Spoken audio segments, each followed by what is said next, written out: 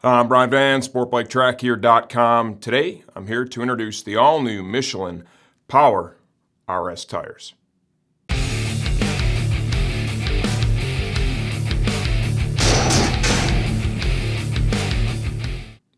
Anytime there's a new tire that's released, everybody's got questions, right? Who's it right for? What's it designed for? So what we're going to do right now is we're going to share with you what we know about the all-new Power RS. Within that Michelin premium sport tire family, it sits now at the top. The Super Sport Evo, that one's out. They're getting rid of that. So we're going to have the Power RS, the Power 3, the 2CT, and then the original, the one that started it all, the Michelin Pilot Power, the tire that just will not die. When you look at a picture of these tires, okay, all four of them that I just spoke about, the biggest difference that you're going to pick up on right away is this one has the least amount of tread, right? The siping, the grooves that will channel away the water for wet weather riding. That's going to be the first visual difference that you're going to see. Who is this tire right for? It's really clear this tire is for a sport rider that is looking for maximum performance out of their tires, utilizing a lot of lean angle when they're riding. And they're going to be riding either performance on the street or hitting track days and riding at probably, an intermediate-ish, maybe an early advanced level. You want a tire that's going to perform well but allow you to go from street to racetrack comfortably. Tire pressure. That is a big one. I spoke with the folks at Michelin. We talked about this tire, and as always, they're recommending, this is kind of the way Michelin operates, and I really don't blame them for it, but they're going to recommend that, you just, whatever your motorcycle recommends for proper inflation, that you run the tire at that. So then I asked them, okay, now what's the real tire pressure? Like the pressures they were running when they did the testing that indicated this thing was 3.5 seconds a lap faster than its predecessor, and when it outperformed the competition.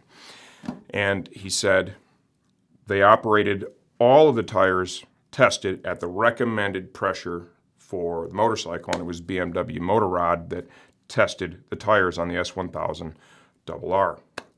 Then we talked carcass.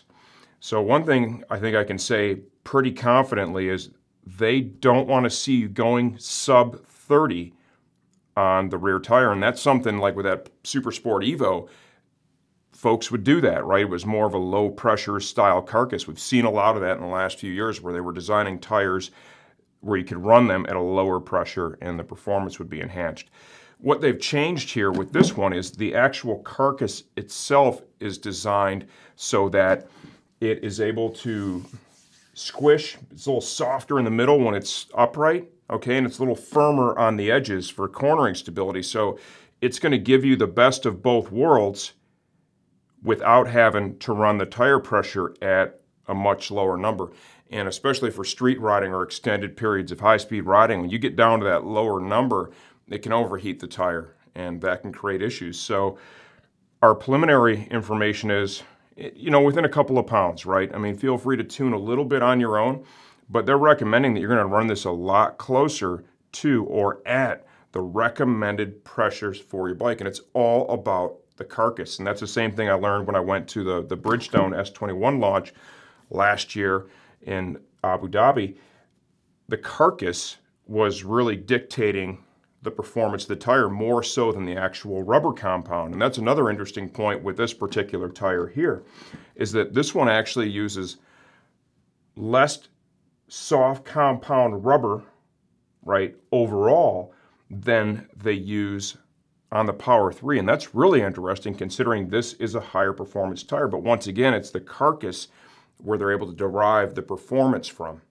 In terms of longevity, yeah, obviously it's more like a DOT style tire, high performance. I mean, I wouldn't expect epic mileage out of this. If you want huge, bigger mileage, right, and you want to blend performance and mileage, and let's look at like the Power 3, the 2CT, something like that. But if you're really, number one is performance for you, and you're mostly a dry weather rider, then we're going to have you look at this one. Other interesting points. See if Steve can zoom in on this. We have lean angle indicators on both the front and the rear tire. You know, for a lot of street riders, that's kind of a big deal. They like to see how far down they're getting. I've seen some of the other manufacturers put that in there, so that's cool. They have that there too, right? You take your bike to a track day, honest to God, those things, you're gonna wear them all right off because you're gonna learn how to ride the bike right. You're gonna be leaning it way over in a proper environment, so highly recommend you do that if you haven't done that yet. Amount of rubber on the ground, okay? That is also huge for the dry performance of a tire. It can also impact the wet performance, of course.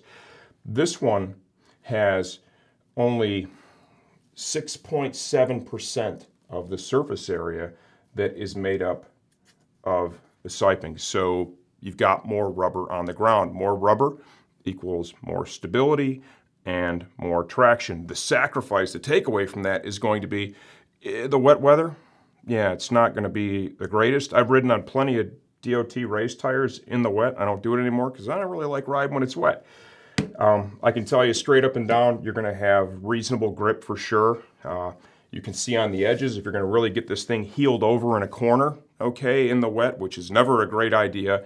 Yeah, you're going to sacrifice a little bit of grip there, but that wouldn't really be a concern because the person that's going to buy this tire is looking to ride more aggressively in the dry weather.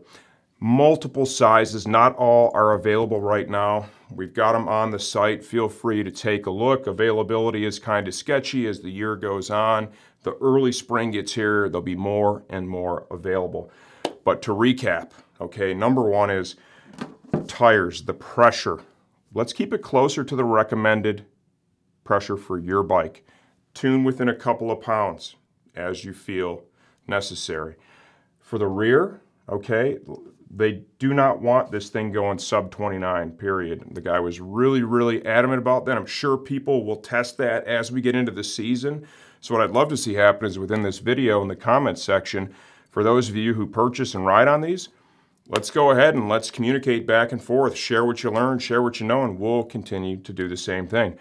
Michelin builds a great tire, there's no doubt. Each one of the major brands right now is doing a phenomenal job. Over the years, I've ridden on a lot of their product. My expectations are that these will hit the mark. If you're an aggressive rider, track day and street, or even just track day, I see a lot of folks that would use the Super Sport Evo exclusively at the track for more longevity with excellent performance. These are going to be worth a shot in 2017.